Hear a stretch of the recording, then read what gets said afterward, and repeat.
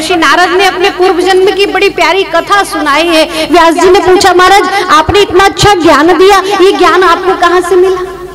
बोले ये सब भगवत कृपा से, संतों की प्रसादी है, वही मैंने तुम्हें बांटा है। पूर्व समय में मैं मेरे छोटा सा बालक अपने पूर्व जन्म की कथा सुना। मेरी माता गृह में कार्य करती थी। एक बार हमारे यहाँ संत आए, मेरी माता ने मुझे संत की सेवा में लगा दिया और क्या ही बताऊं, उनकी सेवा में बड़ा आनंद मिलता था। छोटा सा मैं बालक हूँ और संत जन गुरुजन जब प्रातः काल जागते तो उनकी पूजन की तैयारी करता। जब वे पूजा करते तो सुंदर श्रृंगार फूल चुन चुन कर लाता, कलियां पिरो पिरो करके सुंदर मालाएं बनाता। जब वे ठाकुर जी का श्रृंगार करते तो भोजन प्रसादी की तैयारी करता था। जब वे भोजन भोग लगाते, जब प्रसाद लगाते तो एक और बैठ कर के कीर्तन करते करते मैं भी एक कोने में बैठकर उनके साथ सुंदर सुंदर कीर्तन आदि का गान किया करता था। नारद जी अपने पूर्वजन्म की कथा व्यास जी को सुना रहे, वहीं से तो ये प्रेरणा हुई, संत की कृपा से ही ये ज्ञान मिला है। क्या हुआ? बोले एक बार वे सब संत जाने लगे।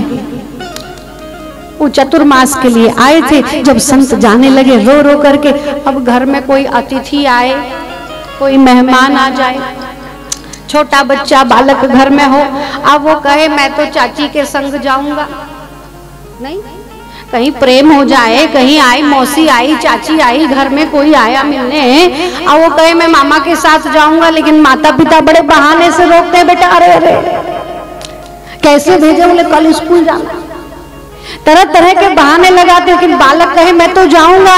आज जब संत जाने लगे अब नारद रोने लगे। संसार का कोई बालक तो खिलौने से खेलता है। जिस माता ने संत सेवा का खिलौना बचपन में ही अपने बालक को दे दिया हो, सेवा का जो रस का चस्का लगा। नारद कहते गुरुजी आप मुझे छोड़कर मत जाइए, आप चले जाएंगे तो ये कीर्तन मधुर मधुर भगवत नाम कौन सुनाएगा?